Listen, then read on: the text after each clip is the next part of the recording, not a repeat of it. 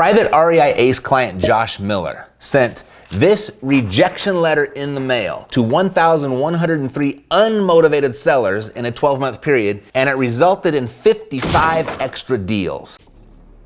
And I'll walk you through step by step how he used this creative financing tool so you can use it in your market. Let's go.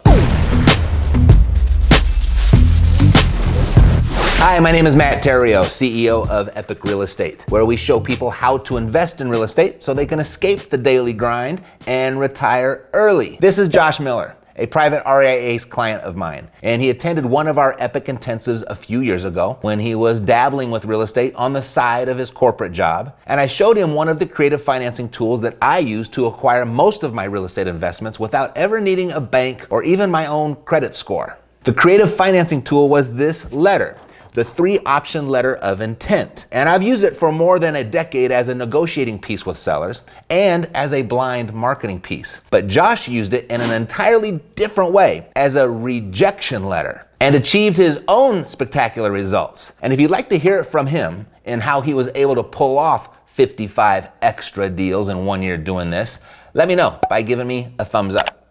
So Josh, when we first started working together and I showed you the 3-option letter of intent, what was it about it that it originally resonated with you? Honestly, I didn't know any better. So I was just following your instructions and you said to do this. So I was like, okay. And I started doing it. Got it. Okay, so when we met, you had already been dabbling a little bit on the side and you were working a full-time job. And what problem were you looking to actually solve? And how did you see this rejection letter fitting in? I wanted more deals. Clearly I wanted more deals. And, I'd been working with you closely saying, hey, here are my numbers, here are my stats. And one of the things that you brought up was, well, are you using this LOI letter? It's on the checklist of things to do. And I said, no. And so you said, do it. And I did it. So it was ultimately to get deals to make more money. Perfect. So if this would have helped you get more deals, what would that have meant to you professionally? Yeah. So at the time I was still working a full-time job and I really wanted to be out of the job. I had a certain goal I was trying to reach as far as profitability. So I could, eventually someday retire and get the number of rentals that I wanted. And it was all about, hitting that passive income so I could live the life I wanted. Yeah, I would say the one thing that helped more than anything was, following your instructions and using this letter. Great. So I really appreciate that. And it's always nice to see people actually go out and do what they've learned to do.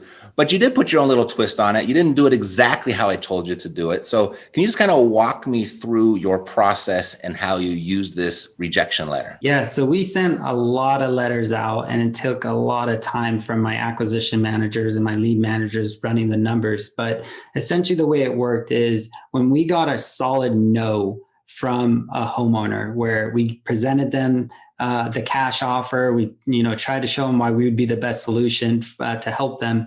And they still said no, nope, I'm not interested. I 100% reject your offer, go away. At that point, once we got the go away is when we would send out this letter saying, okay, you told us to go away on this cash offer, but what about this second finance option or this third finance option? Maybe one of these will work for you. So over that time, how many of these rejection letters do you think you sent out?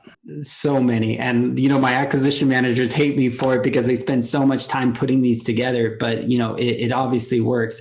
So during the first year, I know we sent out 140 letters. And from those 140 letters of people that said no, 100% go away, from those 140 people that we sent it to, we got 55 that we ended up closing the deal. Maybe not that first day, but months and months down the road. Whoa, hold up, right? Well, Josh is not a speaker or a podcaster or a YouTuber. And he admitted before we started recording that he was a little nervous. So much so that he misspoke here. And he sent me this text message almost immediately after we finished recording. Still, crazy numbers though. And he did ask me if I wanted to re-record the interview. And I was like, nah, it's cool. I'll clear it up. So those are the actual numbers. 1,103 rejection letters sent. 55 extra deals closed. I find that remarkable because, when you shared that with me, I was like, really? Because I'd never used it in that fashion or to that much consistency in the way that you did it. Why do you think it worked so well? I mean, particularly after all these people flat out said no to you. Well, I think there's two things. I think the first is, especially with outbound marketing, so whether you're cold calling or using direct mail or texting, you're not necessarily hitting these people at the right time. And so because it's not the right time for them, they need something to essentially for you to stand out, because they're constantly getting hit by tons and tons of people. So who do they go to? Do they go to the latest person that just hit them? Or do they go to the person that they worked with 6 months ago that actually gave them a good solid, options with different letters and then following up on that? And so it's not that it really, really helps on that follow up to actually call that guy up and say, hey, Mr. Jones, let's talk about those offers I sent you. So that's part of it, part one. And then part two, I think, is what other wholesalers are offering, sometimes full asking price and saying, hey, I'll give you exactly what you want, exactly what Zillow says. There's going to be some terms associated with it. And no one's doing it. So it makes you stand out. And at the end of the day, they may not go with those, but you're the only one giving them that magical Zillow number that they're so looking for. Of option 1, 2, and 3, and you got 55 deals out of that, which one do you think came up more commonly? 99% of them would call back for option 2 or option 3. Yeah, absolutely.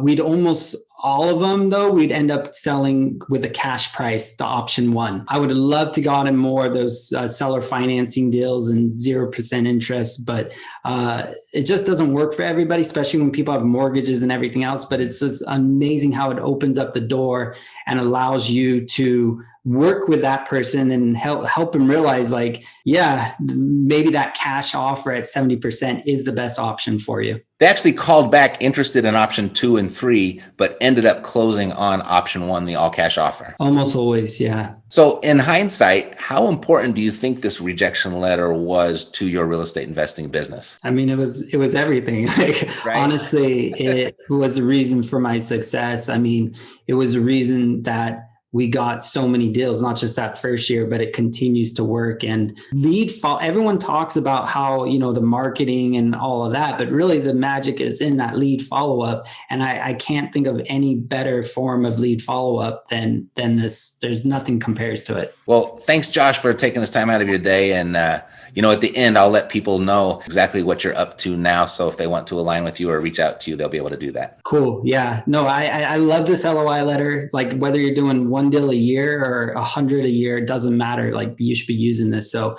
I owe it all to you, Matt. Like this 100% got this from you and really appreciate it. So thank you. Perfect. Take care, bud. Talk to you soon. All right. See ya. So this letter obviously was a game changer for Josh, and it can be for you as well. And to explain a little bit more of how it works, look no further than the title of the letter. It's a letter of intent to purchase real estate in one of 3 different ways. It's not a letter of obligation, it's a letter of intent. It's kind of like 3 different types of potential offers in one. And there are no rules other than this. As a real estate investor, you want to buy properties in one of 2 ways, by either your price and the seller's terms, or the seller's price and your terms. As long as you can control one, you can always make a deal for yourself. With the logic being, if you want a super discounted price, you'd likely be expected to close quickly.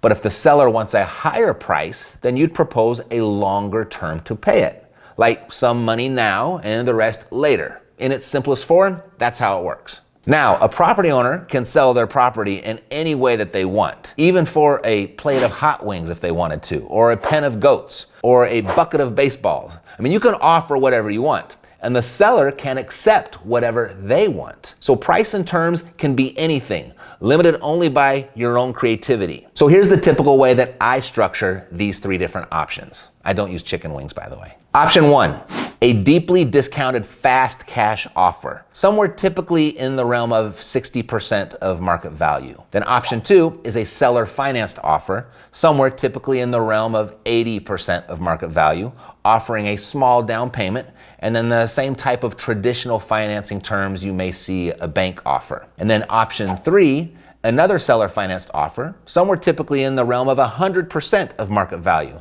and sometimes even more. But the financing terms are more of an unconventional nature, incorporating principal-only payments to the seller. So if this feels like a good fit for you and your real estate investing and you want to go deeper with this, I pulled this video out for you right here where I go into greater detail, as well as how you can get a copy of this letter for yourself. You should see that link right here. Anyway, I've used it mostly as a negotiating tool. A couple of years ago, I started to send it blindly via direct mail as a marketing piece.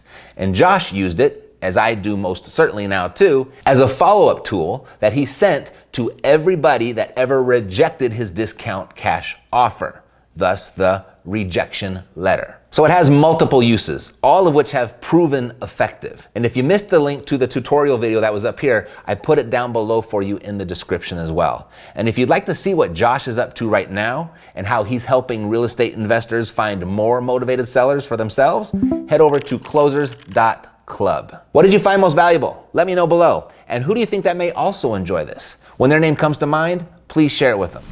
Oh, and if you're already subscribed, what I did is I pulled this video out here special for you to watch next. Otherwise, I'll see you next time. Take care.